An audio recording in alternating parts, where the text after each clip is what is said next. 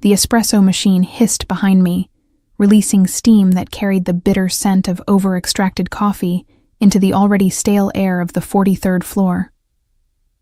I didn't look up from the expense report I was reconciling, my fingers moving across the keyboard with the mechanical precision of someone who'd performed this task exactly 217 times before.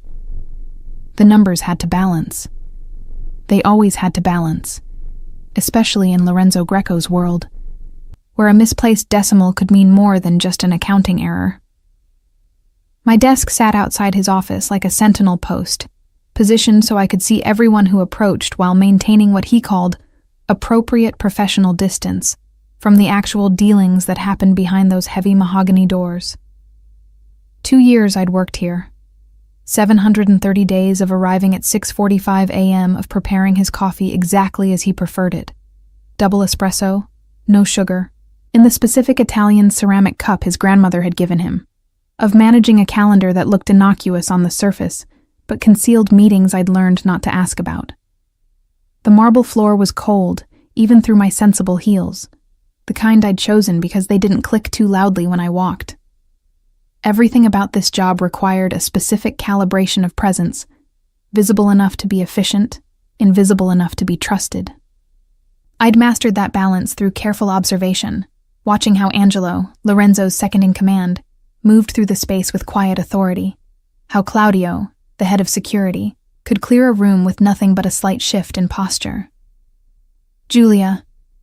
Lorenzo's voice came through the intercom, that particular tone he used when he was about to request something he knew would complicate my morning. The Santoro contract. Where are we on the final revisions?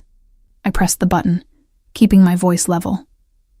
Already on your desk, left side, under the property assessments. I highlighted the 3 clauses that conflict with the maritime regulations you mentioned last week. Silence. Then, you remembered that conversation? I remember all our conversations, Mr. Greco. That's what you pay me for. A sound that might have been amusement filtered through the speaker. Among other things. Come in, please. I gathered the expense report and the Santoro file, smoothing my navy dress, professional, modest, forgettable, before entering his office. The room always felt colder than the rest of the floor, as if the floor-to-ceiling windows that overlooked the city somehow drew in winter even during summer. Lorenzo stood with his back to me, his charcoal suit fitted with the kind of tailoring that whispered rather than shouted wealth. His dark hair was slightly longer than corporate standard, curling just at his collar, in a way that suggested he had more important things to worry about than haircuts. The maritime clauses, he said without turning. Explain your thinking. This was a test. He did this sometimes, questioning decisions I'd already made correctly, watching to see if I'd doubt myself or defend my position. I'd learned to do the latter. Clause 7 assumes goods can be transferred at any port of entry, but the new regulations specify that certain classifications require pre-clearance at designated facilities.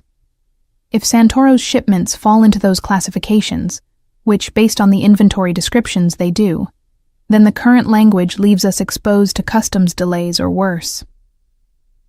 Worse, he repeated, finally turning to face me. His gray eyes held that particular intensity that made junior associates stumble over their words.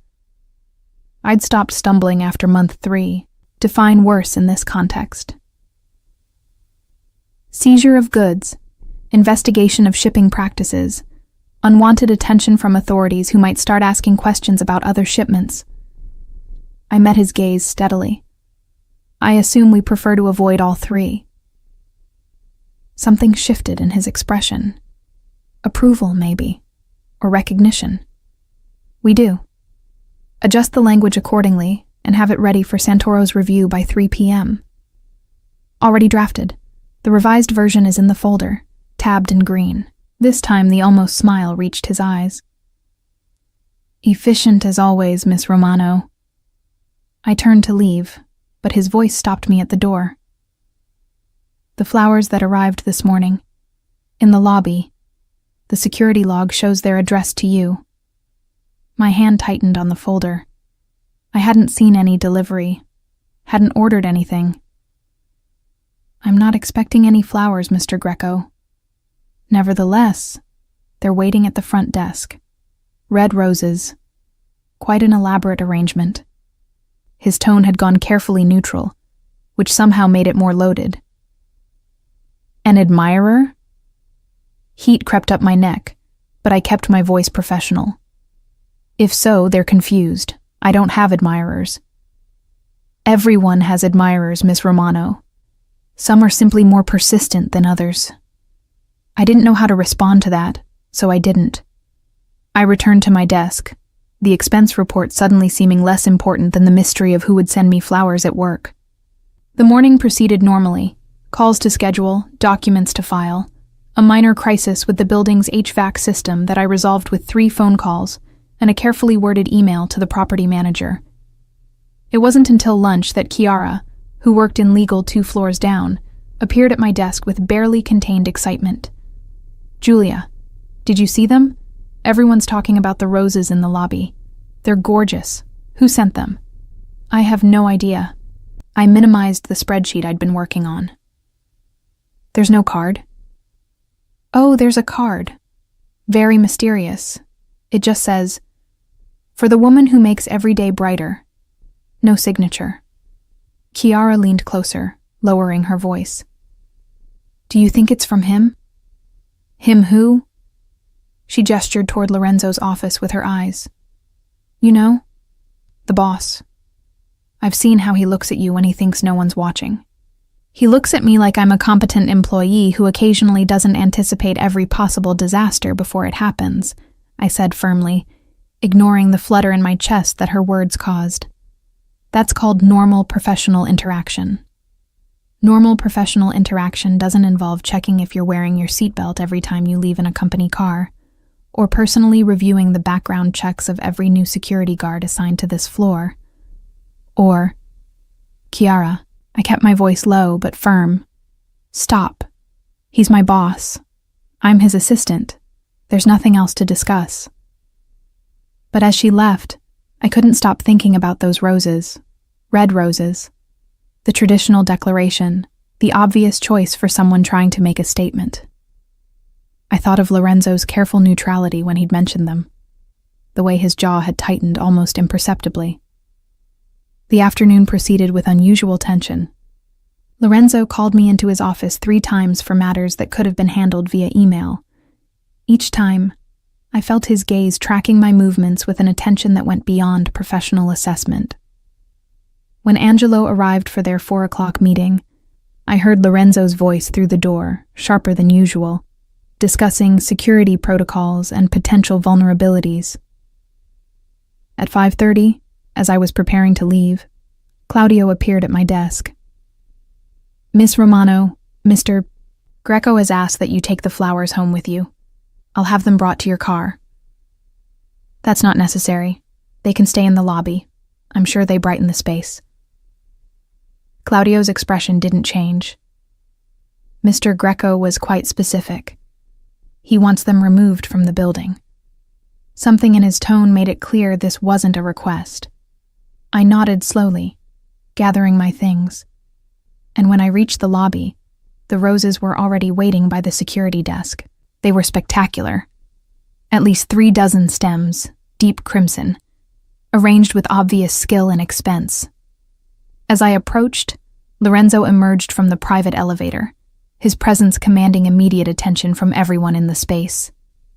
He walked directly to the flowers, his face carved from stone. Throw them out, he said quietly, his voice carrying nonetheless. Now. The security guard hesitated. Sir, they're addressed to... I don't care who they're addressed to. Throw them out. Heat flooded through me. Embarrassment, confusion, and something sharper. Anger.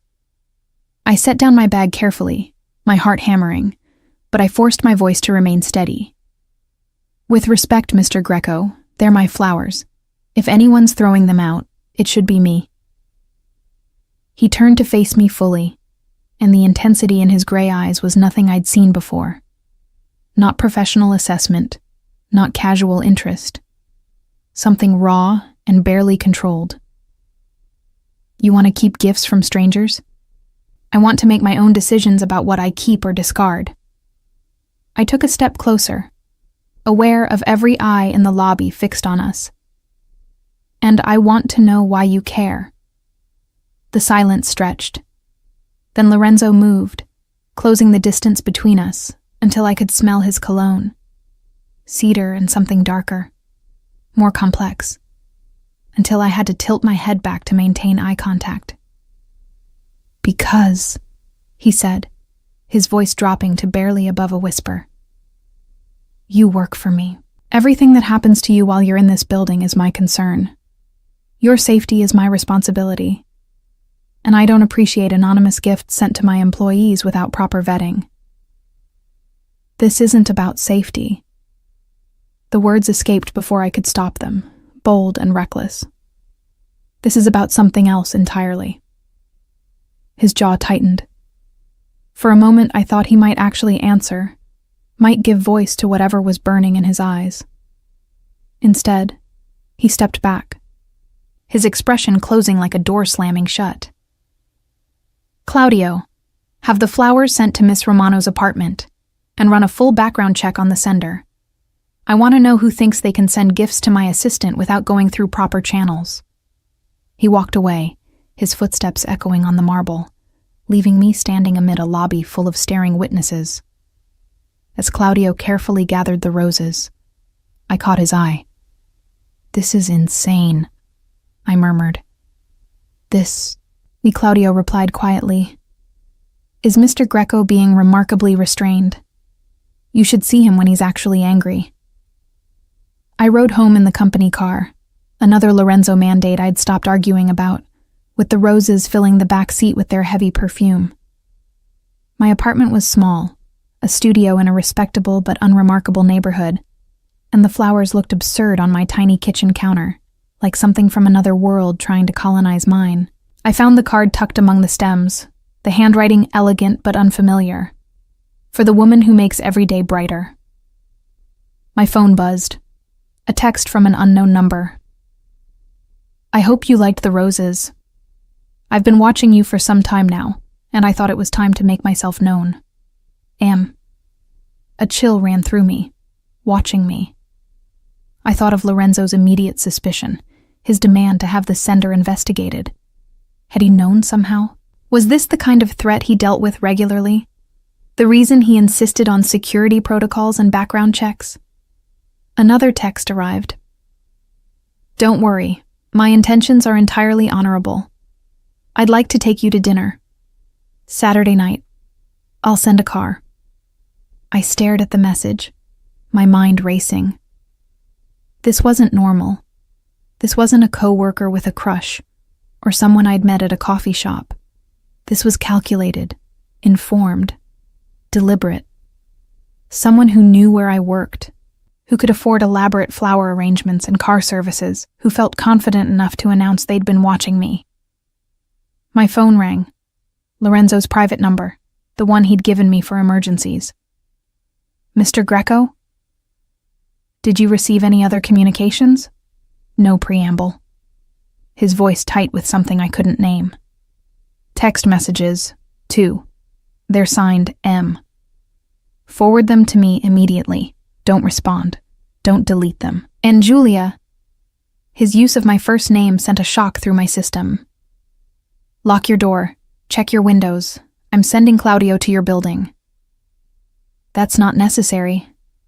It is necessary. Do as I say. He hung up. I forwarded the messages, my hand slightly unsteady, and went to check my door.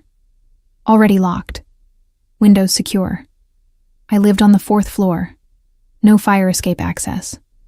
But the fact that I was checking, that Lorenzo's urgency had transmitted to me so completely, told me this was more than jealousy or overprotection. This was danger wearing the mask of romance.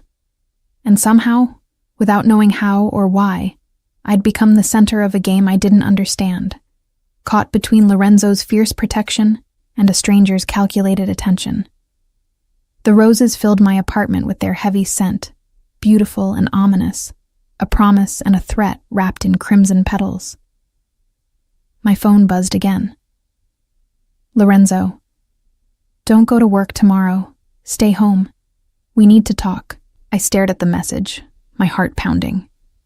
In 2 years, he'd never asked me to stay home. Never suggested that the office wasn't safe.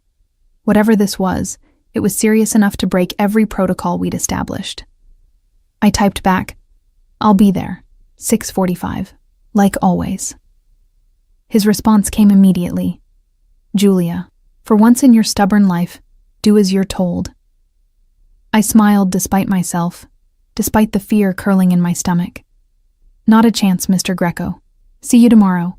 Because whatever was happening, whatever danger this mysterious M represented, I wasn't going to hide. I was going to understand. And something told me that understanding started with finally seeing what lay beneath Lorenzo's carefully maintained professional distance. The truth he'd been hiding behind orders and protocols, and that fierce, barely controlled intensity I'd glimpsed in the lobby. The roses seemed to watch me from the counter, their dark beauty suddenly sinister. Tomorrow I'd get answers. Tomorrow, everything would change. I just didn't know yet how much. I arrived at 6:45 exactly, the way I had for 731 days. The lobby was different, though. More security guards, their positions strategic rather than decorative. Claudio met me at the entrance, his expression unreadable. Miss Romano, Mr. Greco is expecting you. Top floor, private conference room. Not his office. The private conference room was where he held meetings that required absolute discretion, soundproofed and electronically shielded. I'd only been inside twice, both times to deliver urgent documents. Lorenzo stood by the windows when I entered, his back to me, hands clasped behind him in a posture I'd learned meant he was containing something volatile. On the table lay a folder, thick with documents. "Close the door," he said without turning. I did, the heavy click seeming louder than it should. The roses were sent by Marco Colombo. He turned to face me, and I saw shadows under his eyes, suggesting he'd slept poorly or not at all. Does that name mean anything to you? No. Should it? His father is Giuseppe Colombo. They run shipping operations throughout the Mediterranean. Legitimate on the surface, but... He gestured vaguely. Giuseppe and I have a complicated history. 3 years ago, we were negotiating a territorial agreement. It fell apart. Badly. And his son is sending me flowers because... Lorenzo's jaw tightened. Because he's been watching you for approximately 6 months. He's visited the coffee shop you frequent on Tuesday mornings. He's been at the same gym 3 times when you've attended evening classes. He sits 2 tables away at the restaurant where you have lunch with Chiara on Fridays. Ice flooded through me. How do you know all this? Because I've been watching him watch you. He said it flatly, as if surveillance was perfectly normal. Since September, when I noticed him at a charity gala where you were volunteering. He asked about you. Too many questions. Too specific. My legs felt unsteady. I gripped the back of a chair. You've been following me? I've been protecting you. There's a difference. He moved closer, his gray eyes intense. Marco Colombo doesn't do anything without a purpose, Julia. He doesn't send flowers to beautiful women just because they catch his eye. He's calculated, strategic, and his interest in you started shortly after you began processing some very sensitive shipping contracts. Understanding dawned, cold and sharp. You think he's using me to get information about your operations. I know he is. What I don't know is how much you've already told him. The accusation hit like a physical blow. I haven't told him anything because I've never spoken to him. I didn't even know his name until 2 minutes ago. Lorenzo studied me with that unnerving intensity, looking for tells, for signs of deception. I held his gaze, letting him see the hurt beneath my anger. I believe you, he said finally. But he doesn't know that I know about him yet, which means he'll try again. more aggressively this time. Then I'll tell him I'm not interested. You'll do exactly what he expects. Lorenzo opened the folder, spreading photographs across the table. Marco at the coffee shop, Marco at the gym, Marco outside my apartment building. You'll respond to his dinner invitation. You'll go. Excuse me? With appropriate security, of course, wired, monitored. You'll let him think his approach is working while we gather information about what he's really after. I stared at him, unable to believe what I was hearing. You want me to spy on him. I want you to help me protect what I've built. What we've built together. He moved around the table until we were separated by mere inches. You've been part of this organization for 2 years, Julia. You think you're just an assistant, but you know things that could destroy me if they reached the wrong ears. You've seen contracts, scheduled meetings, processed payments that tell stories I'd prefer stayed buried. I've never... I know you haven't. You're loyal, discreet. That's why you're still here. That's why you're the only assistant I've kept longer than 6 months. His voice dropped lower. But Marco doesn't know that. He thinks you're just a pretty face with access. He'll try to charm you, seduce you, extract information piece by piece until he has enough to move against me. Unless we move first. My heart hammered against my ribs. And if I refuse, then I find another way to handle Marco Colombo, a more permanent way, which would be unfortunate, because despite our differences, I prefer not to start wars with rival families when diplomacy might suffice. He paused. But make no mistake, I will handle him, one way or another. The unspoken threat hung between us. I thought of the rumors about Lorenzo Greco, the whispers about rivals who disappeared, about problems that got solved with terrifying efficiency. I'd never wanted to believe them. Had told myself that his business might operate in gray areas, but surely not. You're scaring me, I said quietly. Something shifted in his expression, the hardness fracturing slightly. Good. You should be scared. Not of me. Never of me. But of men like Marco who see you as a tool, a means to an end. Who would use you and discard you without a second thought. And you're different because I actually care what happens to you. The words came out rough, as if dragged from somewhere he'd tried to keep locked. Because the thought of him touching you, speaking to you, being in the same room with you makes me want to... He cut himself off, turning away sharply. Forget I said that. But I couldn't forget it. Those words hung in the air, reshaping everything I thought I understood about our professional relationship, about his overprotective protocols and careful distance. Mr. Greco. Lorenzo. He spoke without turning back. When it's just us, call me Lorenzo. I think we're past formalities now. Lorenzo. His name felt strange on my tongue, intimate. If I do this, if I meet with Marco, I have conditions. He turned back, surprise flickering across his features. Conditions. You tell me everything. No more half-truths, no more need-to-know protocols. If I'm walking into danger, I deserve to know exactly what I'm dealing with. I straightened my spine, channeling every ounce of courage I possessed. And after this is over, we talk, really talk, about what you just said, about what this actually is between us. For a long moment, he simply looked at me, and I saw something in his eyes I'd never seen before. Vulnerability, barely masked, but definitely there. Agreed, he said finally, to both conditions. The next 3 days were a crash course in a world I'd only glimpsed from the periphery. Angelo briefed me on the Colombo family history, their connections, their methods. Claudio taught me how to wear a wire without it being detectable, how to subtly signal if I felt threatened, how to position myself in restaurants to give my security team clear sightlines. Lorenzo watched it all with barely contained tension, interrupting constantly with additional scenarios, backup plans, contingencies upon contingencies. On the third night, after everyone else had left, he found me in the conference room, studying surveillance photos of Marco. "You don't have to do this," he said from the doorway. "I can find another way." "Your other way ends with someone getting hurt, possibly killed." I set down the photo. "This is cleaner, safer, smarter." "Nothing about this is safe." He entered the room, closing the door behind him. "I'm sending you to dinner with a man who wants to use you against me. That's not safe, Julia. That's calculated risk.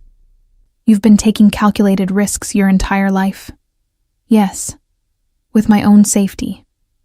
My own life." He stopped across the table from me, his hands flat on the polished surface.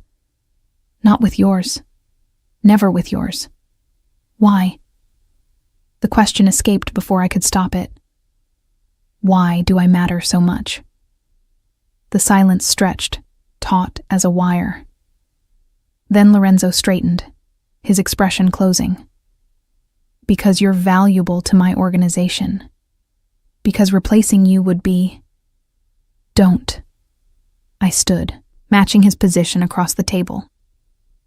"Don't hide behind professional justifications. Not after what you said 3 days ago. Not after all of this." I gestured at the surveillance photos, the security protocols, the elaborate plan to protect information that could have been secured by simply firing me and hiring someone new. "You don't do all this for an employee, so tell me the truth. Why?" His hands clenched into fists on the table. "You want the truth? Fine. You walk into my office every morning at 6:45, and for exactly 3 minutes before the chaos starts, everything feels quieter, manageable. You anticipate problems before they develop. You question my decisions when they're wrong.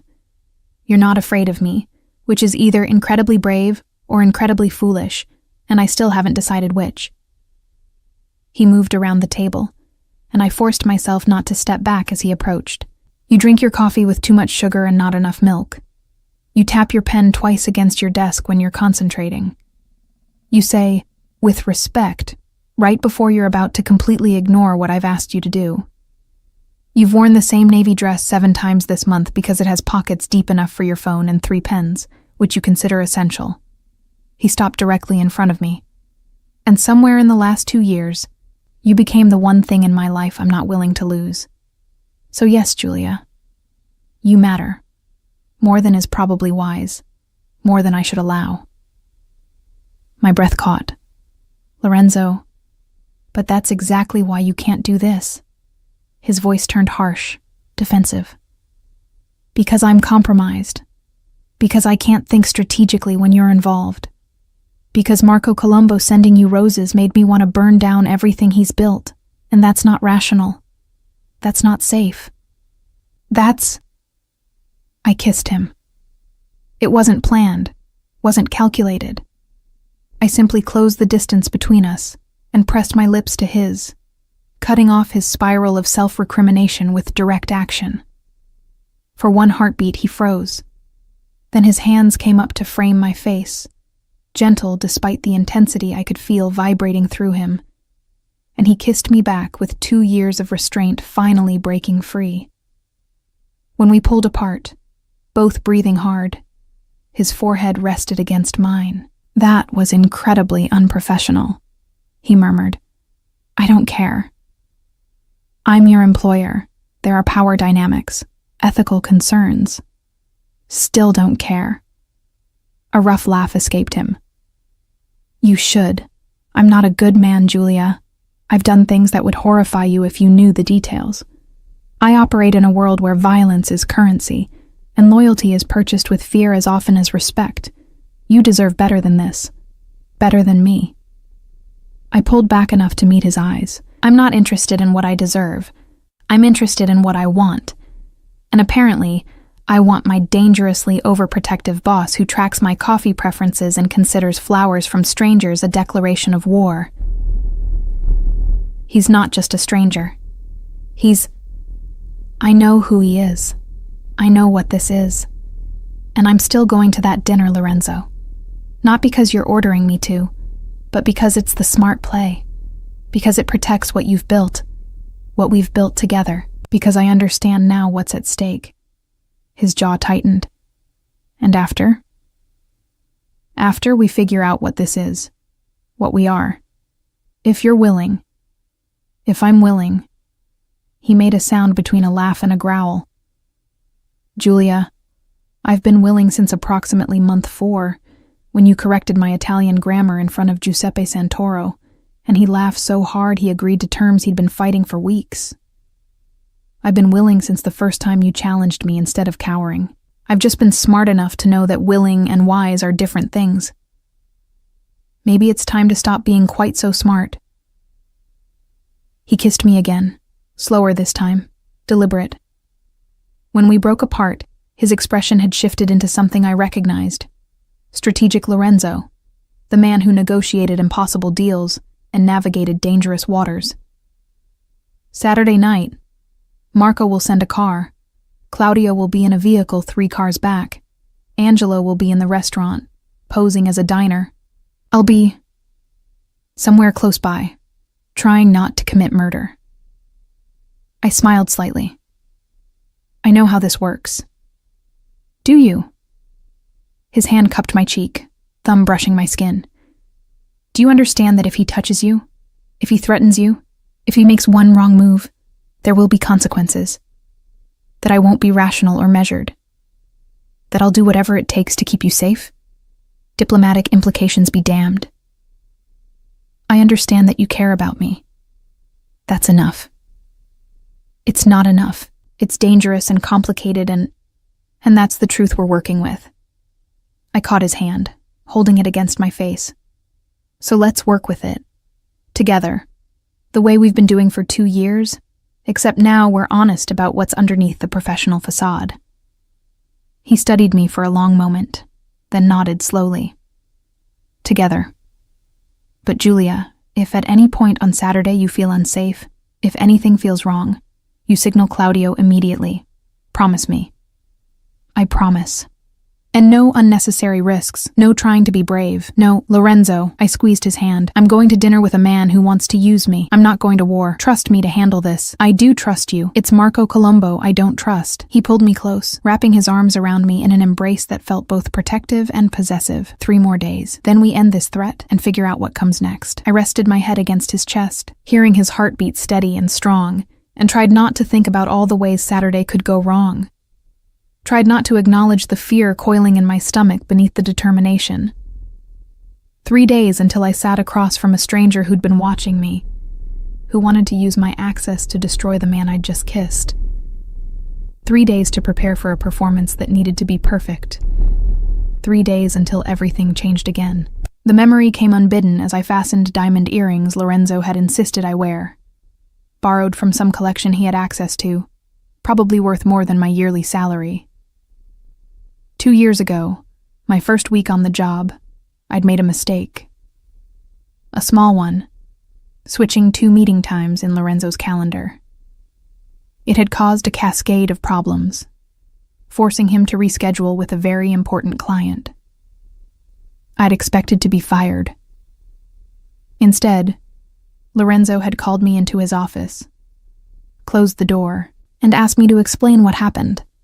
Not angry, curious, wanting to understand the thought process that led to the error. I was trying to optimize your schedule, I'd said, my voice steady despite my fear. The earlier meeting was closer to the office. I thought it would save time.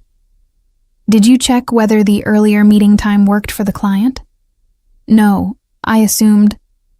Assumption is the enemy of precision, Miss Romano. But he'd said it gently, like a teacher correcting a student he believed in. Here's what we're going to do. You're going to spend the next week shadowing Angelo. Learn how information flows in this organization. Learn what questions to ask before making unilateral decisions. Then we'll try again. No screaming, no humiliation. Just pragmatic problem solving and an unexpected investment in my development.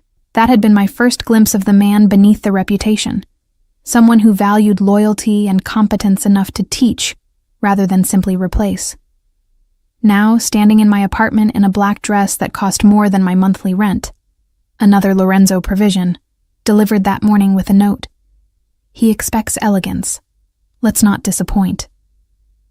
I wondered if I'd misread everything. If the man who'd kissed me 3 days ago and the one who'd patiently trained me 2 years ago were carefully constructed facades hiding something darker. My phone buzzed. Lorenzo. Car is approaching. Angelo is already at the restaurant. Claudio will follow at a distance. Remember, you're curious, flattered, but cautious. He needs to work for your trust. I texted back, and if he asks about you, tell him the truth, that I'm a demanding boss who pays well and keeps appropriate professional distance. Don't oversell it. Marco will smell a lie. The car arrived exactly at 7, a sleek black sedan with a driver who opened my door with practiced courtesy. As we pulled away from my building, I caught a glimpse of Claudio's SUV 3 cars back, just as promised. The restaurant was in the financial district, the kind of place that didn't advertise because everyone who mattered already knew about it. The maitre d' greeted me by name, Miss Romano, right this way, and led me through a dining room of soft lighting and quiet conversations to a private corner table. Marco Colombo stood as I approached, and I understood immediately why Lorenzo had been concerned. He was handsome in a calculated way. Tailored suit, easy smile, dark hair styled with just enough artful dishevelment to seem approachable. Nothing threatening. Everything designed to disarm. Julia. He took my hand, raising it briefly to his lips in a gesture that might have been charming if I didn't know what Lorenzo had told me. Thank you for agreeing to meet. I was worried my approach might have been too forward. It was definitely direct. I took my seat, accepting the wine menu he offered. I'm still not entirely sure why I'm here. Curiosity? Intrigue? His smile widened. Or maybe you're as tired of the mundane as I am, and the prospect of an evening with someone new seemed appealing. The mundane. I repeated the word, watching his expression. Is that what you think my life is? I think you're wasted as Lorenzo Greco's assistant. He said it casually, but I saw the calculation beneath. Someone with your intelligence, your efficiency, your attention to detail, you could be running your own operation, not managing someone else's calendar. You seem to know a lot about my efficiency. I'm an observant man, and you're worth observing. He leaned forward slightly. Tell me, do you enjoy working for Greco? Or is it simply the best option available? The wine arrived, giving me a moment to consider my response. This was it. The opening, the first gentle probe to see if I was receptive to being turned. I thought of Lorenzo's instructions. Curious, flattered, but cautious. He's brilliant but difficult, I said, choosing words carefully. The work is challenging. The hours are demanding, but I learn something every day, which is more than I could say about most jobs. Learning is valuable, but so is appreciation, recognition. Marco's dark eyes held mine. Does Greco appreciate what you do for him? I thought of Lorenzo's kiss, his confession, the way he'd said I mattered more than was wise. But Marco couldn't know about any of that. To him, I was supposed to be an undervalued employee, potentially resentful, possibly vulnerable to outside interest. He pays well, I said neutrally, and he's fair in his way. Fair. Marco laughed softly. That's damning with faint praise if I ever heard it. You deserve more than fair, Julia. You deserve exceptional. The waiter appeared to take our orders, and I used the interruption to glance subtly around the restaurant. Angelo sat 2 tables away, engrossed in his own meal, apparently paying no attention to us. I knew better. Every word we spoke was being recorded, analyzed, catalogued. Tell me about yourself, I said once the waiter left. The roses said you'd been watching me, but I don't know anything about you beyond your name and your taste in flowers." "Fair enough." He settled back in his chair, comfortable, confident. "I run my family's shipping operations. We handle logistics for various clients throughout the Mediterranean and beyond. It's lucrative, but often tedious. Lots of paperwork, regulations, customs protocols. Not unlike what you do for Greco, I imagine. Probably more complex than anything I handle." "I doubt that. From what I understand, Greco's operations require someone with exceptional organizational skills and discretion." His tone remained light, but I heard the emphasis on discretion. The kind of person who knows when to ask questions and when to simply execute instructions without needing all the context. My skin prickled. This was it, the real approach, hidden beneath layers of flattery and seemingly casual conversation. He was testing whether I was the type to follow orders blindly, or someone who paid attention, who understood implications, who might have information worth extracting. "Context is important in my work," I said carefully. "I can't anticipate problems if I don't understand the bigger picture. Mr. Greco values proactive thinking over blind obedience." "Does he?" Marco's expression sharpened slightly. "That's interesting. Most men in his position prefer employees who don't ask too many questions. Less liability that way. Maybe that's why so many of them make preventable mistakes." He laughed, genuine amusement crossing his face. "Brilliant and brave. No wonder he keeps you close." The word close hung between us, weighted with implication. I took a sip of wine, buying time, remembering Lorenzo's warning about Marco's patience, his strategy. "How close is close?" Marco asked, confirming my suspicion. "The professional world is full of rumors about Lorenzo Greco. Some say he's a solitary figure, trusting no one. Others suggest he has a very small circle of loyalty. I'm curious which category his executive assistant falls into." This was dangerous territory. Deny being in Lorenzo's inner circle, and I seemed like I had no valuable access. Confirm it too readily, and Marco would know I was being deliberately obtuse. "I organize his schedule and manage his communications," I said, which was technically true, and completely uninformative. "That requires a certain level of trust, but I wouldn't presume to call myself part of his inner circle. That's reserved for people like Angelo Ricci and his security chief." "Ah, but those men are enforcers, soldiers. You're different. You see everything that crosses his desk, every meeting he takes, every decision he weighs. That's not just trust, Julia. That's intimacy of a different kind. The intimacy of shared secrets." My heart rate kicked up, but I kept my expression neutral, even slightly puzzled. "You seem very interested in my employer's operations, Marco. Is there a reason?" "Only that I'm interested in you, and you come as a package with your work. I can hardly get to know you without understanding what occupies most of your waking hours." He paused as our appetizers arrived. "Unless I'm misreading this, and you'd prefer to keep your professional and personal lives completely separate." "I would, actually. I find that boundaries are important." I met his gaze directly. "Speaking of which, I'm still trying to understand why you sent roses to my workplace, instead of simply approaching me at the coffee shop or the gym. Why the grand gesture?" For the first time, his smooth facade flickered. Just for a moment, I saw calculation replace charm, and I understood that Lorenzo had been right. Everything Marco did was strategic, including this dinner, including his interest in me. "I wanted to make an impression," he said, recovering quickly. "Beautiful women receive casual compliments all the time. I needed you to notice me specifically."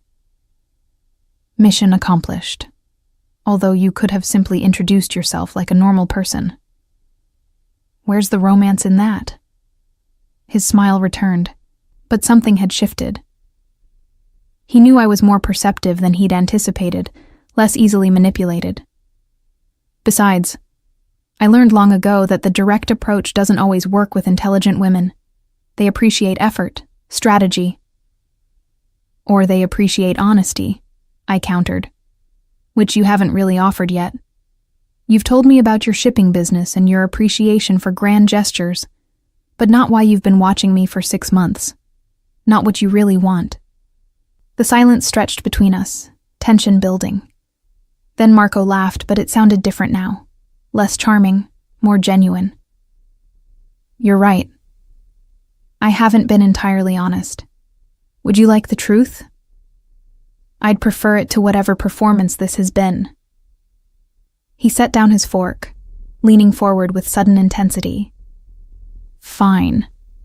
The truth is that I noticed you 6 months ago at a charity gala. You were volunteering, organizing donors, and I watched you manage a complicated situation with grace and efficiency. Then I learned you worked for Lorenzo Greco, and I became very interested indeed. Because you want information about his operations. Because I want to understand the man who nearly destroyed my family 3 years ago. His voice hardened. Your boss and my father had a business arrangement that fell apart. Badly. People were hurt. Relationships were severed. My father spent 2 years rebuilding what Lorenzo Greco took from him in a single decision. I processed this, comparing it to what Lorenzo had told me. Complicated history, he'd said. Territorial agreement that fell apart. But Marco's version painted Lorenzo as the aggressor, the one who'd caused damage. And you think I can help you? What? Get revenge. I think you can help me understand whether Lorenzo Greco is someone worth doing business with again, or someone my family should actively work against. Marco's dark eyes held mine. You see him every day. You know how he operates, how he treats people, whether his word means anything. That information has value, Julia, and I'm willing to compensate you for it. There it was, the real offer, finally on the table. Not romance, not genuine interest, just transactional information exchange disguised as courtship. You want to pay me to betray my employer's trust. I want to pay you for insights into a man who wields enormous power with very little oversight. Think of it as industrial intelligence. Perfectly legal, entirely professional. He gestured dismissively. What you do with the money is your business. I just want to know if Lorenzo Greco is a man worth trusting or a threat that needs to be contained. My stomach turned, but I maintained my expression. Thoughtful, considering, as if his offer had genuine appeal instead of confirming every warning Lorenzo had given me. That's a generous offer, I said slowly. But I'm going to need time to think about it. This isn't something I can decide over appetizers. Of course. Take all the time you need. Marco's smile returned, satisfied. He thought he'd won, that my hesitation meant consideration rather than revulsion. I'm not going anywhere. And neither, I suspect, is your frustration with being undervalued by a man who takes your loyalty for granted. The rest of the dinner passed in surface pleasantries, Marco carefully building rapport while I played the part of someone genuinely conflicted. By the time dessert arrived, I'd extracted enough information to confirm Lorenzo's suspicions. Marco wanted detailed intelligence about shipping routes, customs protocols, and most importantly, the names of Lorenzo's contacts in various port authorities. In the car ride home, I kept my expression neutral, knowing the driver reported to Marco. Only when I finally reached my apartment, door locked behind me, did I allow myself to shake. My phone rang immediately. Lorenzo, are you okay? No preamble, just urgent concern. I'm fine. He made his offer, just like you said he would. Tell me everything. I recounted the conversation, every detail I could remember. Lorenzo listened without interrupting, and when I finished, I heard him exhale slowly. You handled it perfectly. Better than I hoped. He thinks you're considering his proposal. Which means he'll approach me again. Push harder. Yes. A pause. Julia, you can stop now. We have enough to prove his intentions. I can handle the rest. How? I asked. By starting the war you were trying to avoid? If necessary? Or we could finish this the smart way. I tell Marco I need proof he can be trusted, information about his own operations as good faith. We document everything. Then we have leverage to force his family to back off permanently without bloodshed.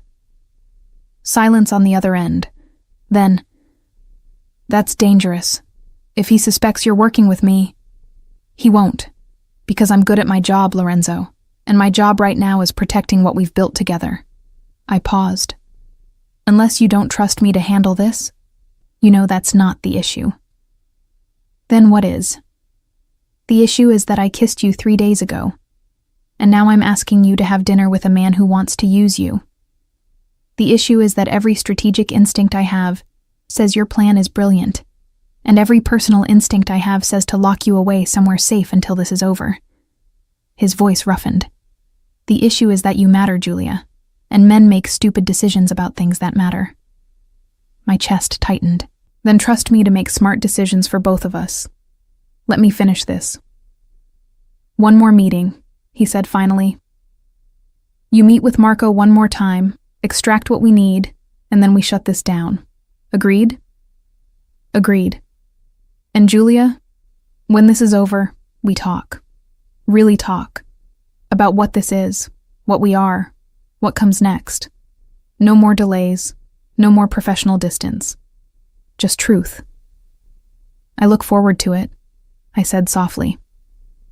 After we hung up, I stood in my dark apartment, still in the expensive dress, still wearing the borrowed earrings, and wondered when exactly my life had become so complicated. When I'd gone from organizing schedules to playing spy games with rival crime families. When my biggest concern had shifted from balancing budgets to balancing loyalty and survival. But I knew the answer.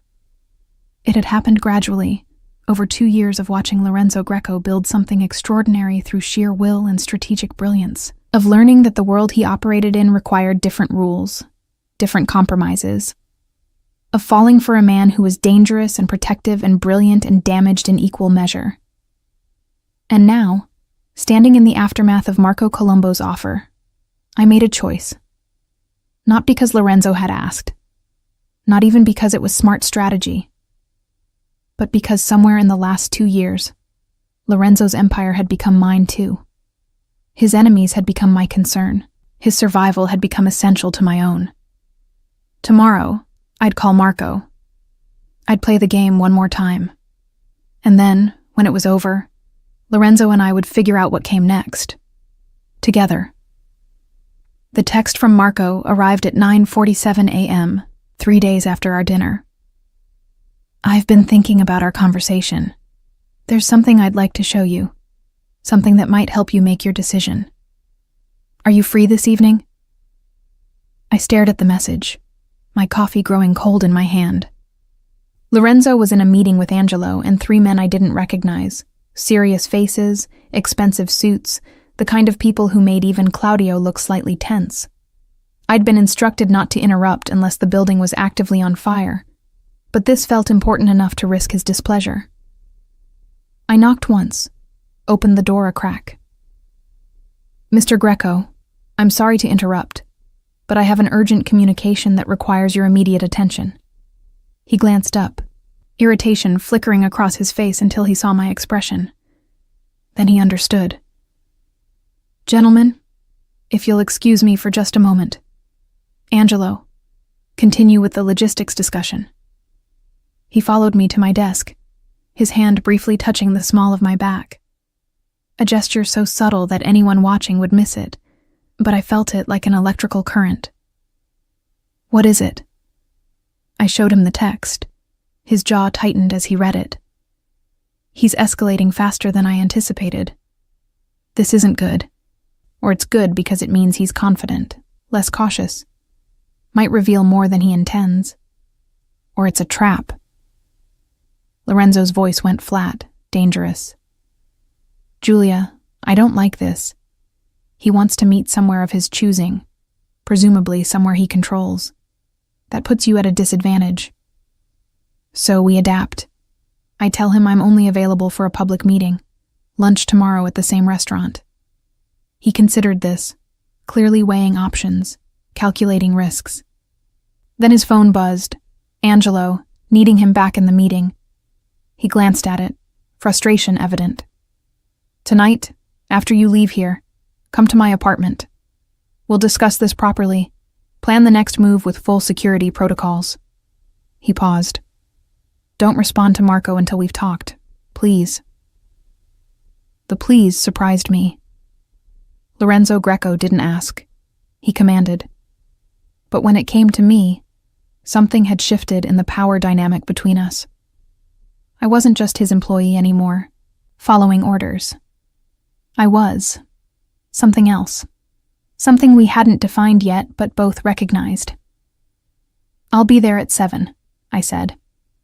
His fingers brushed mine briefly, another small gesture of connection, before he returned to his meeting, shoulders squared, face impassive, every inch the controlled leader.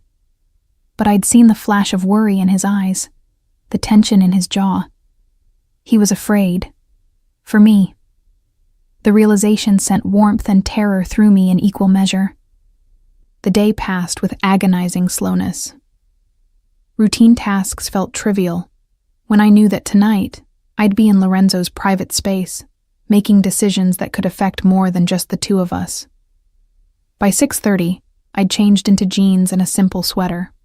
My own clothes, not the professional armor I wore to work, and took a taxi to the address Lorenzo had texted me.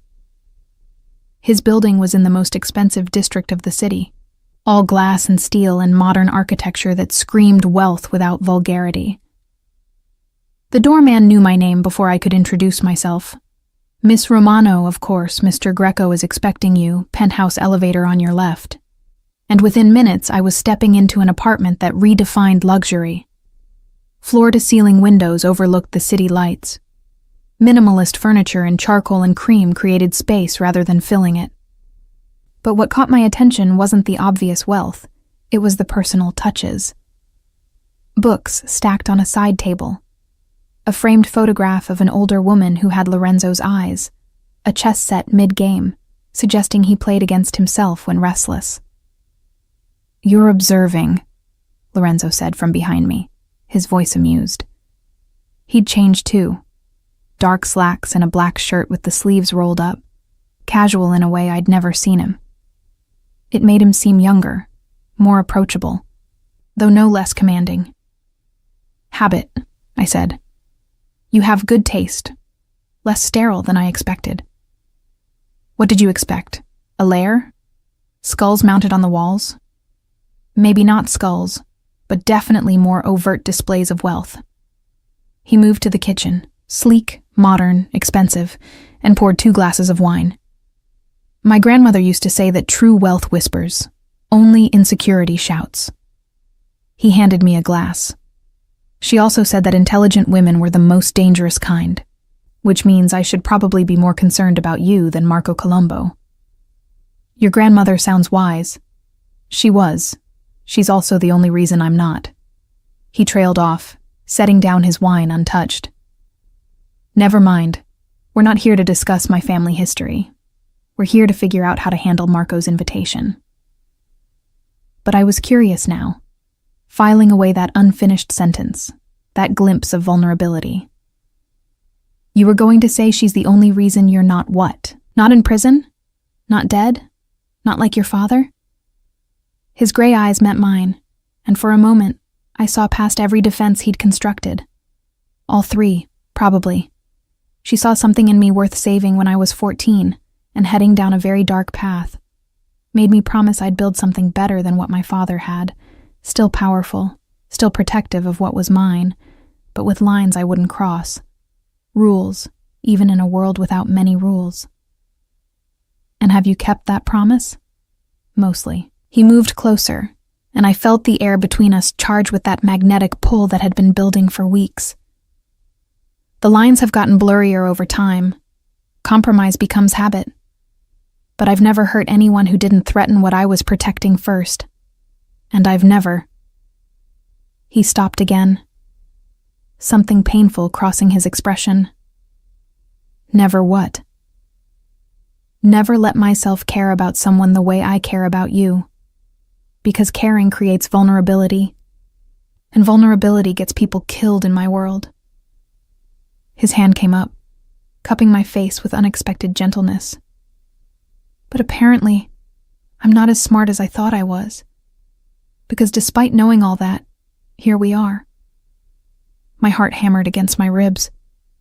Here we are, I echoed softly. Which brings us to Marco. Lorenzo dropped his hand, stepping back, visibly forcing himself into strategic mode. His invitation tonight, he said he wants to show you something. That suggests he's prepared evidence of some kind. Possibly fabricated information about me, designed to make you doubt your loyalty. Or genuine intelligence about his own operations, testing whether I'm serious about betraying you. I moved to the windows, looking out at the city spread below. Either way, it's bait. The question is whether we take it, or force him to adjust his approach. What do you want to do? I turned to face him. I want to end this. Decisively, which means we need to make him believe I'm genuinely considering his offer, that I'm conflicted enough to need convincing. So I respond to his text. I agree to meet him tonight, but in a public space. A gallery opening that I know is happening because I processed the invitation for you last week. High visibility, lots of witnesses, impossible for him to try anything aggressive. Lorenzo considered this, his analytical mind clearly running through scenarios. The Castellano gallery opening, contemporary art exhibition. It's invitation only, but I can get you on the list.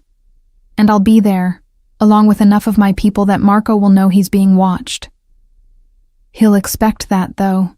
He'll expect you to be protective. Let him expect it. Let him understand that you're not unguarded, that any move against you has consequences. His voice turned cold, dangerous. I want Marco Colombo to understand exactly what kind of mistake he's making by targeting you.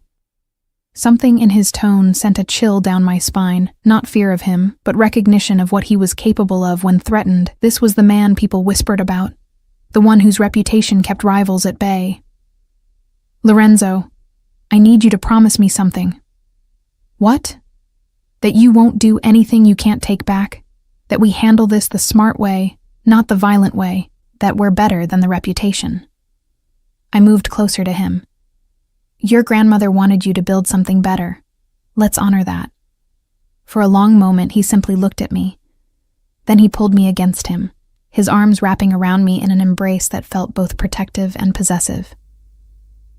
You make me want to be better than I am, he said against my hair.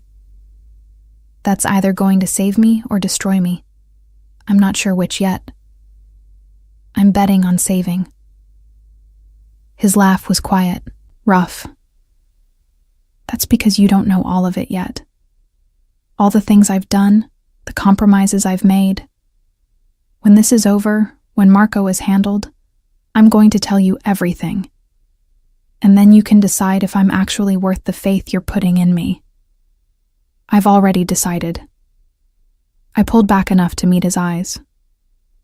I've been deciding for 2 years, watching how you handle problems, how you treat people who work for you, how you balance power with principle. You're not perfect, Lorenzo, but you're trying.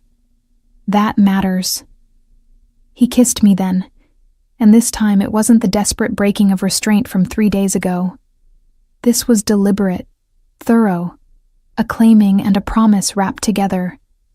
When we finally broke apart, both breathing hard, his forehead rested against mine. After tonight, he murmured. After we handle Marco. After this threat is neutralized. I'm taking you away from all of this for a weekend. Somewhere safe, somewhere quiet. Just us, figuring out what comes next. That sounds perfect. It's necessary, because once we start this, once we're not just employer and assistant, once we're... He paused, searching for the right word. Together, I supplied. Once we're together. Together. He tested the word, then smiled slightly. Yes, once we're together openly, there will be consequences. Rivals will try to use you against me. Allies will question my judgment. The danger that already exists will multiply. You need to understand that, Julia. You need to choose this with full knowledge of what it means. I'm choosing it anyway. You say that now. I'll say it tomorrow too, and the day after, and every day until you believe me. I framed his face with my hands, forcing him to hold my gaze. I see you, Lorenzo. All of you. The brilliant strategist, the protective leader, the man trying to honor his grandmother's faith in him, and I'm choosing all of it. The danger, the complication, the beautiful mess of it. So stop trying to talk me out of it. Something in his expression cracked open. Relief and fear and hope mingled together. You're impossible. I'm determined.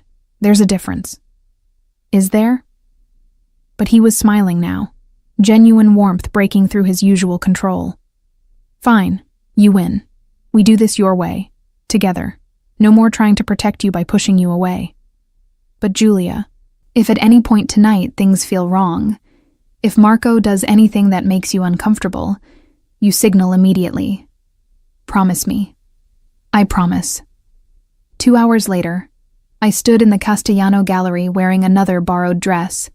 Deep green silk this time, elegant but not ostentatious, with Lorenzo's hand resting lightly on the small of my back as we moved through the crowd of art collectors and cultural elite. Marco was already there. I spotted him near a massive abstract canvas, and when our eyes met, his expression flickered with surprise before settling into pleased calculation. He thought I'd come alone. He thought I was here to accept his offer in a neutral public space. The presence of Lorenzo beside me disrupted whatever plan he'd constructed. Julia? Marco approached with that easy smile, though I saw the tension in his shoulders. What a pleasant surprise. I didn't realize you were interested in contemporary art. I'm interested in many things. I kept my voice pleasant, giving nothing away. Marco, this is my employer, Lorenzo Greco. Mr. Greco, this is Marco Colombo. We met recently for dinner. The two men assessed each other with the careful attention of rival predators recognizing a threat. Lorenzo's hand never left my back, a subtle but unmistakable claim of territory. Colombo. Lorenzo's voice was professionally neutral. I believe our fathers attempted to work together some years ago. Unfortunate that it didn't work out. Very unfortunate, Marco agreed, his dark eyes moving between us. Though I'm always interested in new arrangements, fresh perspectives. Perhaps over dinner the three of us could discuss potential opportunities for collaboration. Perhaps. Lorenzo's tone suggested absolutely not. Though I find that business discussions are best kept separate from social occasions, and tonight is definitely social. Julia was kind enough to accompany me to an event I would have otherwise skipped. She has excellent taste in art.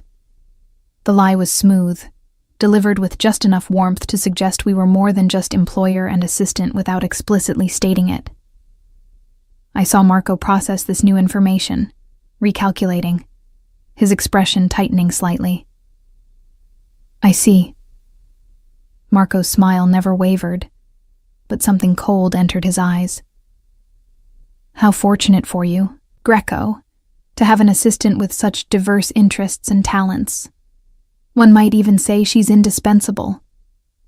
One might, Lorenzo agreed, if one wanted to be accurate. The tension between them was almost visible, two powerful men circling each other with superficial politeness, barely masking deeper hostility. I felt caught between them, a prize neither would acknowledge, but both clearly considered theirs to claim. Perhaps we could discuss that art piece, I interjected, gesturing toward the abstract canvas. I'd love to hear your interpretations. But neither man was truly interested in art anymore. Marco made his excuses shortly after, but not before catching my hand and pressing something into my palm, a business card with a phone number written on the back. Call me, he said quietly. When you're ready to have a more private conversation, without supervision. After he left, Lorenzo and I stood in front of the painting, harsh blacks and reds slashed across white canvas, violent and beautiful simultaneously. He gave you his direct number, Lorenzo said, his voice carefully controlled. Yes. Are you going to call it? I looked up at him, at the man who'd protected me, trusted me, let me into his complicated world. What do you think? His hand found mine, fingers interlacing. I think we just declared war without firing a shot, and I think Marco Colombo is about to discover that trying to use you against me was the biggest mistake of his life. Good, I said, and meant it, because I was done being passive, done being the prize fought over by powerful men. It was time to remind them both that I had my own power, my own agency. And I chose to use it standing beside Lorenzo Greco, whatever consequences that choice might bring. Together, we'd finish this. Together, we'd build something better, starting tonight. The package arrived at my apartment 4 days after the gallery opening. No return address, just my name in elegant script that matched the handwriting from the roses. I knew before opening it what I'd find. Marco Colombo escalating his approach, pushing harder now that he'd seen me with Lorenzo. Inside was a thumb drive and a handwritten note. Information that might interest you about the man you're protecting. Call me when you're ready to discuss. The truth should matter, even to loyal employees. I stared at the drive, my stomach knotting. This was it, the fabricated evidence Lorenzo had warned me about, or possibly real information designed to make me doubt everything. Either way, it was a test.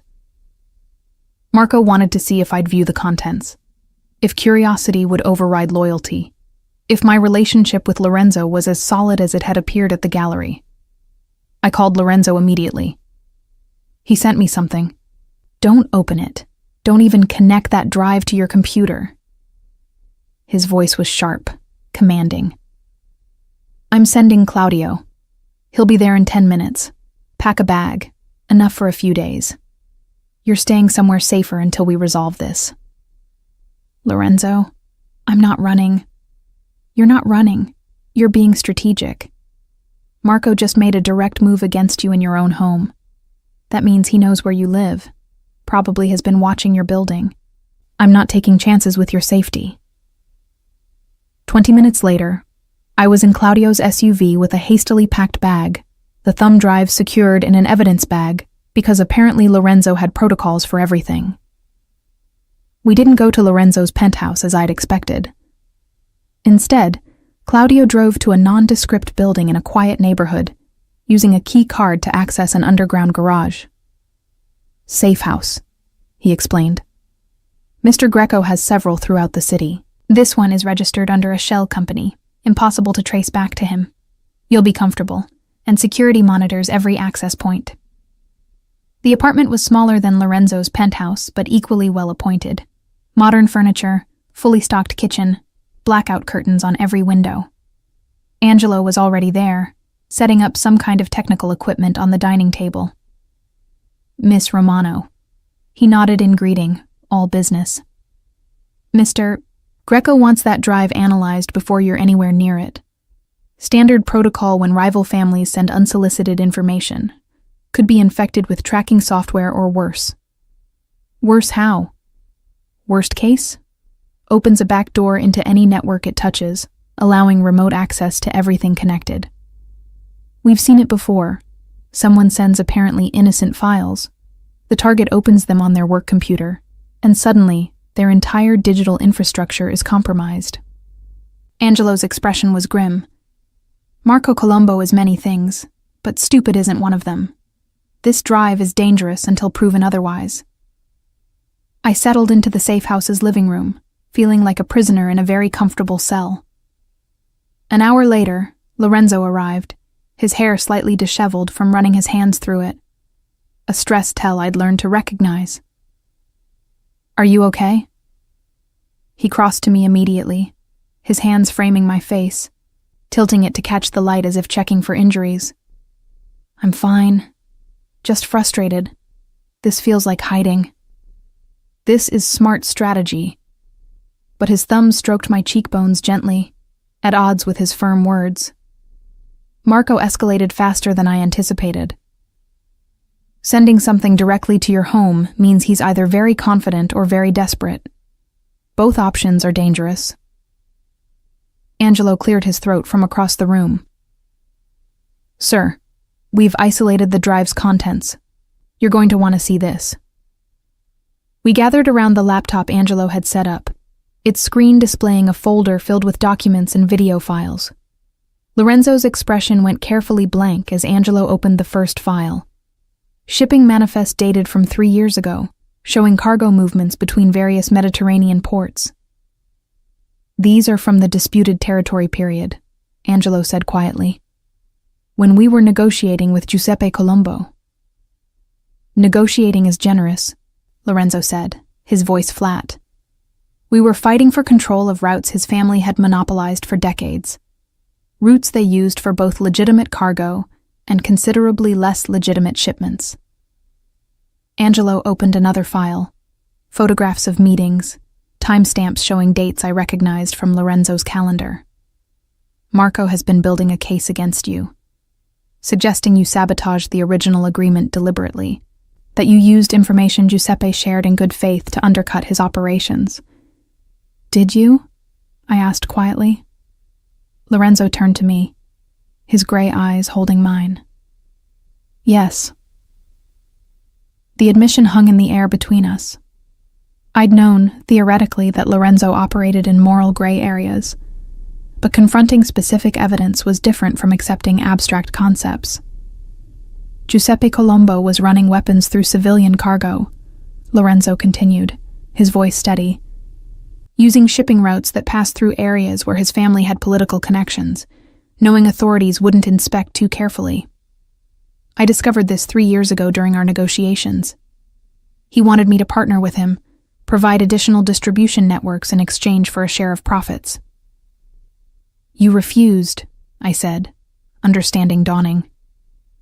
I refused, and then systematically dismantled his operation, leaked information to the right authorities, applied pressure through my own political connections, made it too expensive for him to continue. Lorenzo's jaw tightened. It destroyed the business arrangement and created an enemy, but it also stopped weapons from reaching conflict zones where they'd kill civilians. So yes, Julia, I sabotaged Giuseppe Colombo deliberately, and I'd do it again. Angelo opened another file, more recent documents showing Marco's current operations, his attempts to rebuild what his father had lost. He's trying a different approach now. Cleaner, more sophisticated. But the core business is the same. He's facilitating movements of restricted cargo through apparently legitimate shipping channels. And he thinks I can help him, I said slowly, pieces connecting.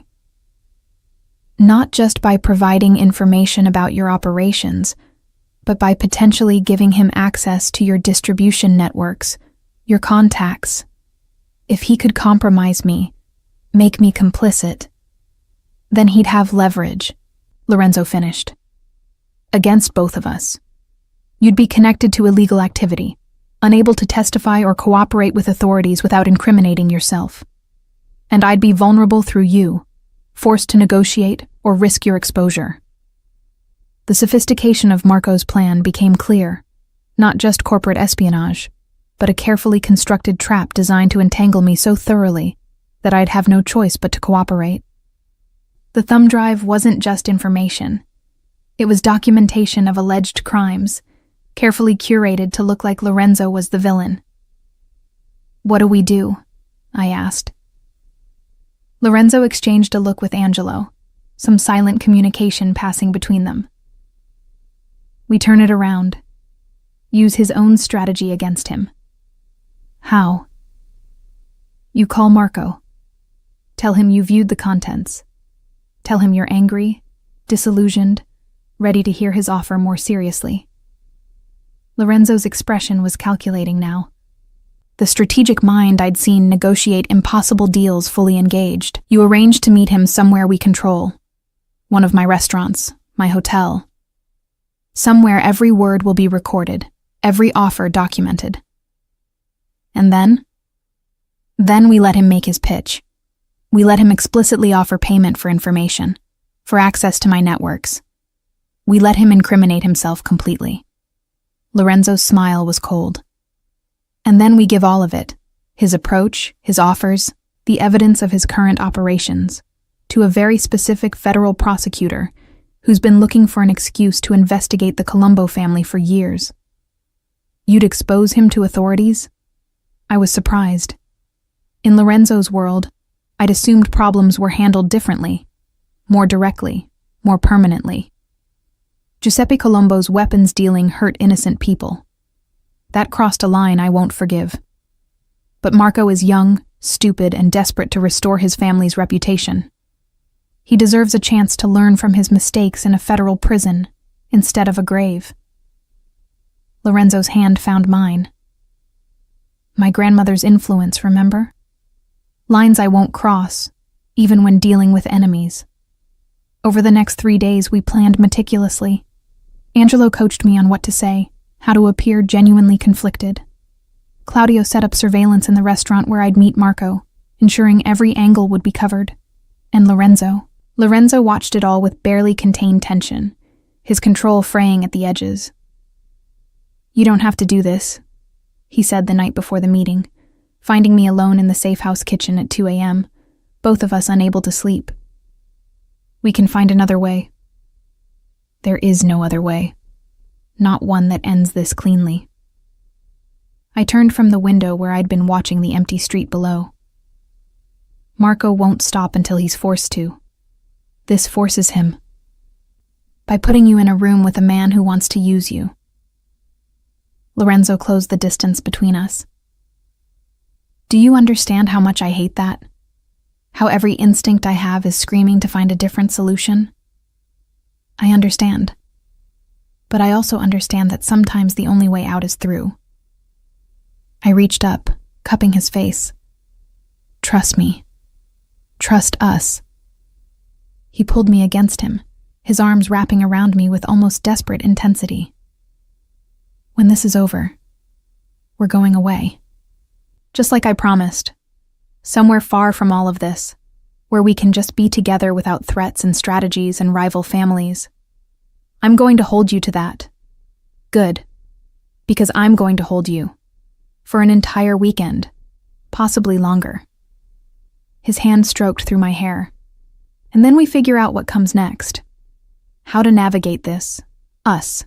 In a world that doesn't make it easy. Nothing worth having is easy. No. He agreed quietly. It's not. The next evening, I sat across from Marco Colombo in a private dining room at Lorenzo's most elegant restaurant. Claudio stood outside the door, ostensibly for our privacy, but actually for my protection. Cameras hidden in decorative fixtures captured every word, every gesture. Marco looked confident, pleased that I'd finally reached out. I'm glad you called, Julia. I was beginning to think you'd chosen blind loyalty over informed decision-making. I chose to investigate before making judgments, I said carefully. The information on that drive was illuminating. Disturbing, I'd imagine, discovering that the man you've worked for isn't who you thought he was. Marco leaned forward, his expression sympathetic. Lorenzo Greco presents himself as a legitimate businessman, but the evidence shows something darker. The question is, what are you going to do with that knowledge? That depends on what you're offering in exchange for my cooperation. His smile widened, direct. I appreciate that. Here's what I propose. You provide me with specific information. Shipping schedules, contact names, routing protocols that Greco uses for his more sensitive cargo. In exchange, I'll pay you $50, $0 immediately, with another $50, $0 upon successful implementation of the information. $100,000 to betray my employer's trust. $100,000 to correct a moral wrong. to help dismantle an operation that has caused significant harm. He was good, I had to admit, framing it as justice rather than betrayal. Think about what you could do with that money, Julia. Start your own business. Leave this world behind. Build something legitimate. And if I refuse? His expression hardened slightly. Then I'd have to question what kind of person knowingly enables illegal activity. The kind of person who might find themselves implicated when authorities eventually investigate. And they will investigate, Julia. It's only a matter of time before Lorenzo Greco's operations attract unwanted official attention. There it was, the threat wrapped in concern, the implicit blackmail beneath the generous offer. Marco had shown his entire hand, incriminated himself completely, all captured on multiple cameras with perfect audio quality. I stood slowly, my hands shaking, but not from fear, from anger at how he'd tried to manipulate me, how he'd underestimated both my intelligence and my loyalty. I think we're done here, Marco. We're done when I say. The door opened. Lorenzo entered, followed by Angelo and 2 men in federal badges, the prosecutor Lorenzo had mentioned, along with an FBI agent. Marco's face went white. Marco Colombo, the prosecutor said, you're under arrest for attempted bribery, solicitation of corporate espionage, and conspiracy to engage in illegal shipping activities. You have the right to remain silent. I watched them cuff him, his earlier confidence completely shattered, replaced by panic and rage. As they led him away, his eyes found mine. You played me, he said, disbelief in his voice. No, I corrected. You played yourself. I just provided the stage. After they left, Lorenzo pulled me into his arms, his body shaking slightly with released tension. It's over. It's finally over.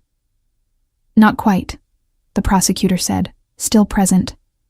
We'll need Miss Romano's testimony, detailed documentation of all contact. And Mr. Greco, he turned to Lorenzo. This doesn't resolve our interest in your operations, but you've provided valuable assistance today. That will be noted. I'm sure it will, Lorenzo said neutrally. When we were finally alone in the restaurant's private dining room, Lorenzo and I simply held each other, the weight of the last 2 weeks finally lifting. You were brilliant, he murmured against my hair. Terrifying, but brilliant. I learned from the best. Now what? Now, I said, pulling back to meet his eyes. You keep your promise. Take me away somewhere safe and quiet, and we figure out what comes next. Together, he confirmed. Together. 3 months after Marco Colombo's arrest, I stood in Lorenzo's penthouse watching the city wake up, coffee in hand, wearing one of his shirts because mine were still in the dryer. This had become our routine, spending nights together, learning each other's rhythms, building something real in the aftermath of danger. But the fantasy couldn't last forever. We need to talk, Lorenzo said from behind me, his voice carrying a weight that made my stomach clench. I turned to find him dressed in a full suit, his expression carefully neutral, the face he wore when delivering bad news. That sounds ominous. It's realistic. He moved to the window beside me, both of us reflected in the glass against the city backdrop. The federal prosecutor is moving forward with a wider investigation into Mediterranean shipping operations. Marco's arrest opened doors they've been trying to access for years, and while I've cooperated, while I'm on the right side of most legal lines, there are complications. What kind of complications? The kind where associates I've worked with for decades are being subpoenaed, where legitimate business operations are being scrutinized for any hint of impropriety, where having a relationship with someone who was directly involved in bringing down Marco Colombo makes you a potential target for retaliation from his family. Understanding crashed through me. You're trying to push me away, again. I'm trying to protect you. There's a difference. His hands clenched into fists at his sides. Giuseppe Colombo is in prison, but he still has connections. His family is fractured but dangerous. And they know that you were instrumental in Marco's arrest. The threats against you have been handled by your security protocols. We've been through this, Lorenzo. New threats, credible ones. He pulled out his phone, showing me a report from Claudio. Surveillance photos of me leaving work, going to the gym, meeting Chiara for lunch. They've been watching you for 3 weeks. Systematic reconnaissance, the kind you do before making a move. Ice flooded through me. Why didn't you tell me? Because I was hoping we could neutralize the threat before you needed to know. But it's not working. They're too careful, too patient. And I won't risk your safety on hope. His jaw tightened. So here's what's going to happen. You're going to resign from your position as my assistant. I'm going to arrange for you to take a job at a consulting firm in Seattle. Legitimate, well-paid, completely unconnected to me. Claudio will escort you personally, ensure you're settled safely, and then you disappear from my life. I set down my coffee cup carefully, afraid I might throw it. That's your plan. Push me away, send me across the country, go back to your lonely existence managing threats alone. I'm protecting you. You're running away from the first real thing you've had in years because you're afraid. The words came out sharp, cutting. Because it's easier to be alone than to risk losing someone you care about. His expression cracked, pain bleeding through. I've lost everyone I've ever cared about, Julia. My mother died when I was 12. My father was killed when I was 16. My grandmother, the only person who believed I could be better, passed away 5 years ago. Everyone I love ends up hurt or dead because of what I am, what I do, the world I operate in. So your solution is to make sure you never love anyone again. My solution is to make sure you don't end up like them, to give you a chance at a normal life, away from this darkness. He moved closer, his hands framing my face with desperate gentleness. I love you, Julia. I love you so much it terrifies me. And because I love you, I'm letting you go. No. I caught his wrists, holding his hands against my face. You don't get to make this decision for both of us. You don't get to decide what I can handle, what risks I'm willing to take. You don't understand what you're agreeing to. Then explain it to me. Not the sanitized version. Not the protective half-truths. The real truth, Lorenzo. All of it. For a long moment, he simply looked at me. Then he stepped back, his hands dropping to his sides, and began to speak. My father ran one of the most violent operations in the city. Drug trafficking, weapons, protection rackets. Anything that made money, he touched. He was brutal, efficient, and completely without conscience. I watched him order executions before I was old enough to drive. I watched him break people physically and psychologically for minor infractions. And I was being groomed to take over, to become exactly like him. He moved to the window, staring out at the city. My grandmother, my mother's mother, saw what was happening. She took me aside when I was 14, after I'd witnessed something particularly violent, and she asked me who I wanted to be. Not who my father wanted, who I wanted. And I realized I didn't want to be him. I didn't want that legacy. What did you do? I studied. I learned legitimate business practices alongside the illegal ones. I made connections in legal circles, built relationships with people who operated above board. And when my father was killed, rival families, inevitable consequences of his methods, I took control and slowly, carefully began transitioning the operation. Divesting from the most violent activities, investing in legitimate businesses, building something that could exist in daylight. He turned back to face me. But you can't completely leave that world behind, Julia. The foundations I built on, the connections that gave me initial capital, the reputation that keeps rivals at bay. It's all rooted in darkness. I'm better than my father was, cleaner, more ethical within the constraints of this world. But I'm not good. I'll never be completely good. I don't need you to be good. I need you to be honest. Then here's honest. If you stay with me, you'll always be a target. Rivals will try to use you against me. Associates will question whether you're a vulnerability. Every time you leave the house, every time you meet a friend, every moment we're apart, I'll be calculating risks and deploying resources to keep you safe. Your life will never be completely your own, because it'll always be entangled with mine. I understand that. Do you? He moved closer again, intensity radiating from him. Do you understand that if Giuseppe Colombo's family comes after you, I will respond with overwhelming force? That I will do whatever it takes, including things that would horrify you, to keep you safe? That my love for you makes me more dangerous, not less, because I won't accept losing you? Yes, the word came out steady, certain. I understand all of that, and I'm still choosing to stay. Julia, no. Listen to me. I closed the distance between us, forcing him to meet my eyes. I've spent the last 3 months learning who you really are. Not the reputation, not the rumors, but the man who reads philosophy before bed, who calls his elderly associates on their birthdays, who rebuilt his father's violent empire into something with rules and ethics, who protected me without trying to control me, who trusted me to help handle Marco, when you could have just eliminated the threat. I took his hands in mine. I see all of you, Lorenzo Greco. The darkness and the light, the violence and the restraint, the man you were trained to be, and the man you chose to become instead. And I love all of it.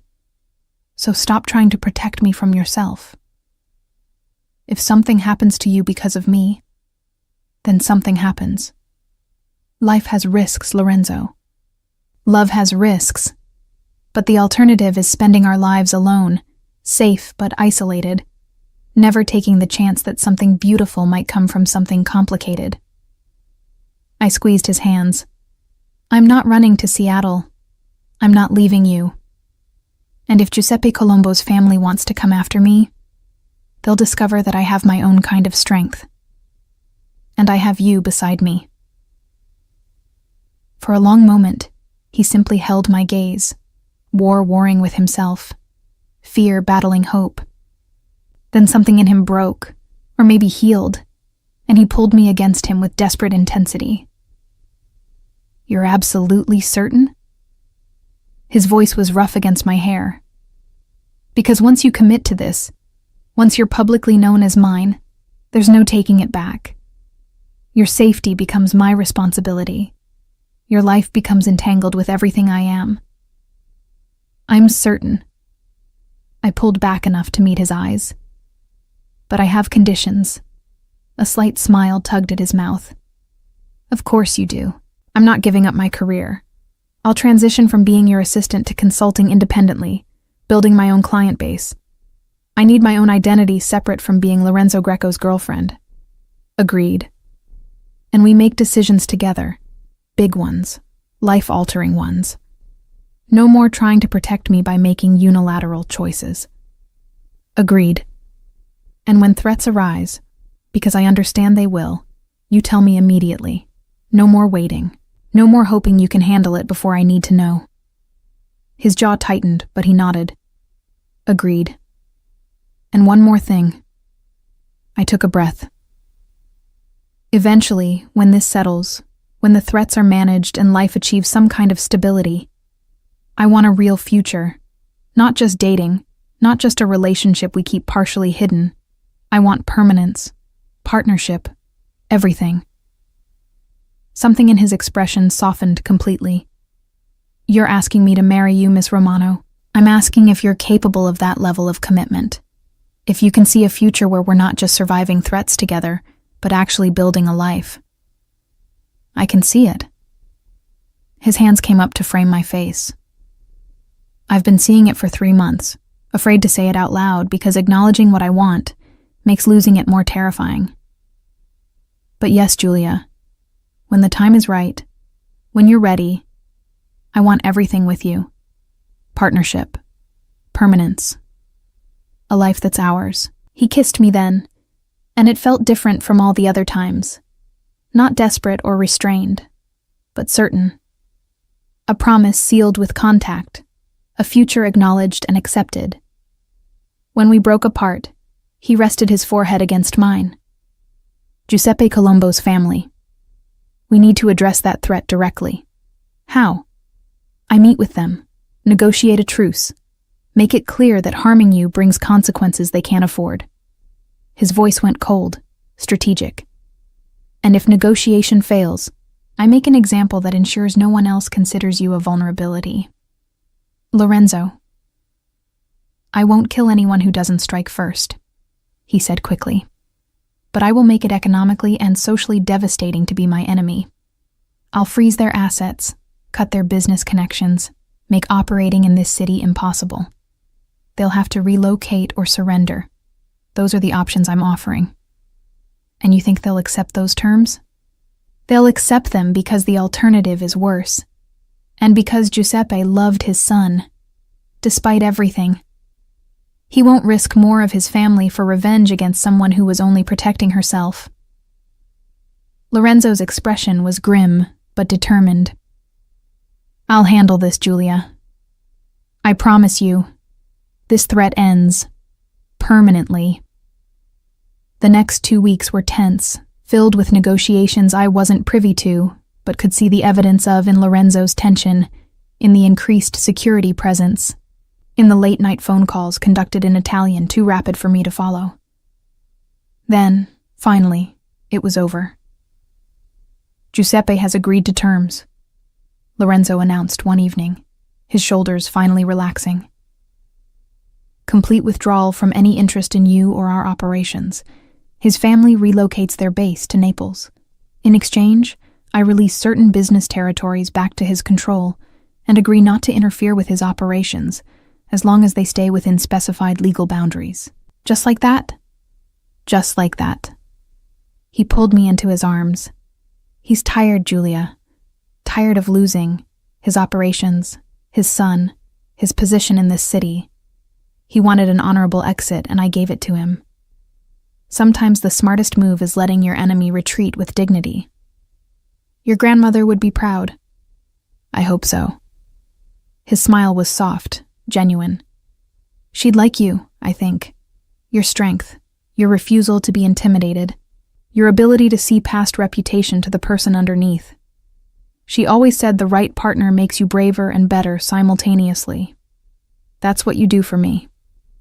You make me braver too. Scared sometimes, but brave. Good. Because what comes next requires bravery from both of us. 6 months later, I stood in a small chapel surrounded by people who'd become family. Angelo, Claudio, Chiara, a handful of Lorenzo's closest associates who'd proven themselves loyal and trustworthy. The wedding was intimate, private, nothing like the elaborate society event Lorenzo could have arranged. This was just us, finally making permanent what had been building for years. As Lorenzo slid a ring onto my finger, platinum band, single diamond, elegant in its simplicity, I thought about the journey that had brought us here. From professional distance to desperate kisses, from threats to triumphs, from two people carefully maintaining barriers to this moment of absolute commitment. I love you, he said, the words witnessed and official now. In this life and whatever comes after. You're mine, and I'm yours. Forever. Forever, I agreed. And when he kissed me, sealing vows that meant more than legal documents, I knew we'd found something rare, love that survived darkness, partnership built on truth, a future constructed from honesty and choice rather than convenience or necessity. The reception was held at Lorenzo's penthouse, intimate and warm, nothing like the cold spaces I'd first imagined his life contained. As I danced with my husband, that word still felt surreal and perfect. I caught glimpses of the life we were building together. Angelo toasting us with genuine warmth, his earlier skepticism about our relationship completely erased. Claudio actually smiling, rare and brief, but real. Chiara crying happy tears, thrilled that her friend had found something extraordinary in the most unexpected place. Happy? Lorenzo murmured against my ear as we swayed to music. Terrified and happy. Is that allowed? It's realistic. His arms tightened around me. This won't always be easy, Julia. There will be threats, complications, moments when we question this choice. I know. But we'll face them together. No more secrets, no more protection through distance. Just partnership. Real, messy, complicated partnership. That's all I've ever wanted. We danced until the city lights blurred below us, until the last guests departed, until it was just us in the space that was now ours. Not his penthouse, but our home, our life, our future. Later, as we stood by the windows watching dawn break over the city, Lorenzo pulled me against his chest, my back to his front, his arms wrapped around me possessively and protectively in equal measure. I promised you forever, he said quietly. I intend to keep that promise. Good, because I'm holding you to it. I'm counting on it. And as the sun rose on the first day of our marriage, on the beginning of whatever came next, I knew we'd found something worth every risk we'd taken. Love that had survived jealousy and danger, trust built through honesty and choice, a partnership that would face whatever darkness came with eyes open and hands joined. Together. Always together. Forever had started 3 years ago in a corporate office when I'd refused to be intimidated by a dangerous man's reputation. It had deepened through crisis and revelation, through fear overcome and trust earned. And now, standing in our home with my husband's arms around me, forever stretched ahead like a promise we'd keep making every day.